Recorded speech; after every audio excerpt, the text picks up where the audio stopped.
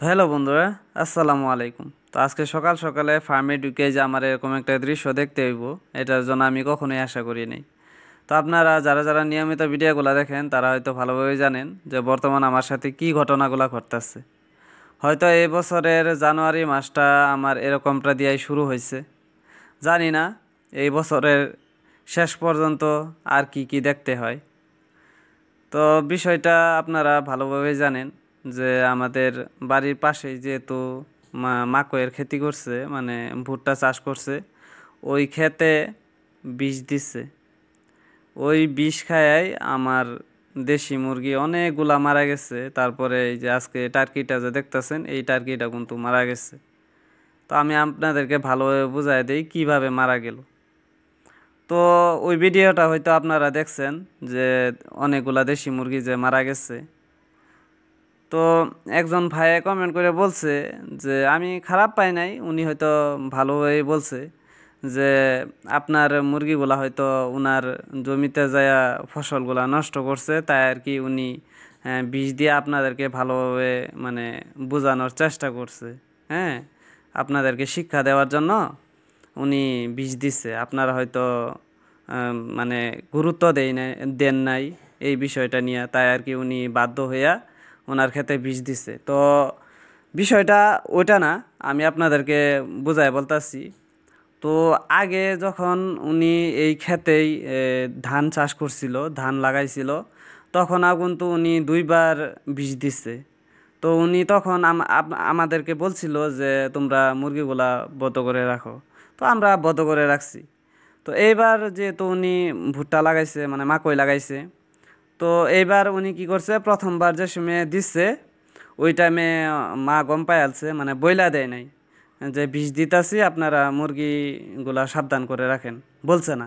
তো মা গম পাইয়ালছে, গম পাইয়া তারপরে আমরা রাতের বেলায় সবগুলি মুরগি বদ্ধ করে রাখছি, দেশি মুরগিগুলা। টার্কিগুলা তো বদ্ধ করাই থাকে।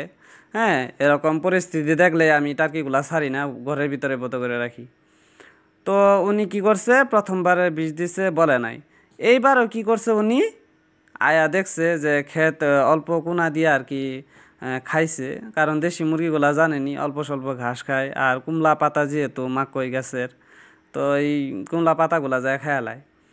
তো উনি দেখছে, দেখে হাইরাই উনি কি করছে, আমাদেরকে আর আগের দিনাও বলে নাই যে তোমরা বিষ দিব, ওদিনকাও বলে নাই।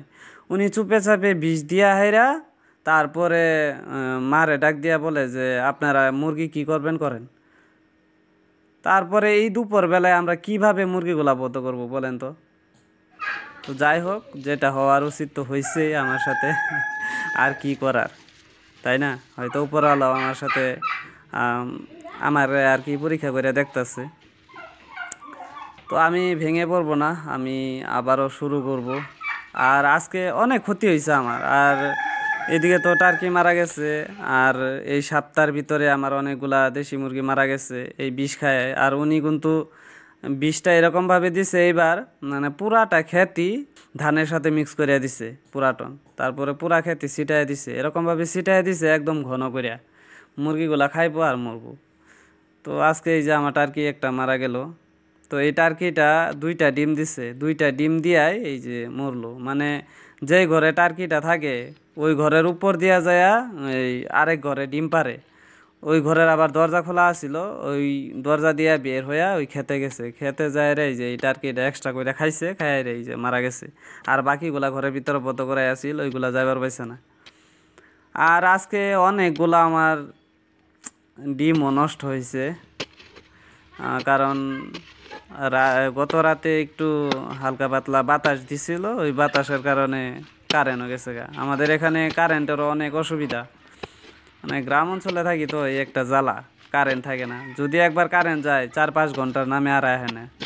তো প্রায় আপনার 17-18 ঘন্টা কারেন্ট আসছিল না। কারেন্ট না থাকার ফলে এই যে আমার এই ডিমগুলা দেখেন, সব ডিমগুলা নষ্ট হয়েছে, প্রায় 20টার উপরে ডিম নষ্ট হয়েছে, টার্কির ডিম আর দেশি মুরগির ডিম। তো কিছু করার নাই ভাই, আর কি বলবো। তো যাই হোক, ভালো থাকেন সবাই, আর এই ছোট ভাইটার জন্য দোয়া করবেন যাতে আমি এই বিপদটা থেকে কাটিয়ে উঠতে পারি। তো যাই হোক, ভালো থাকেন সবাই, দেখা হচ্ছে আবার পরবর্তী ভিডিওতে। আল্লাহ আপনাদের সকলকে ভালো রাখুক, সুস্থ রাখুক। আল্লাহ হাফিজ, টাটা।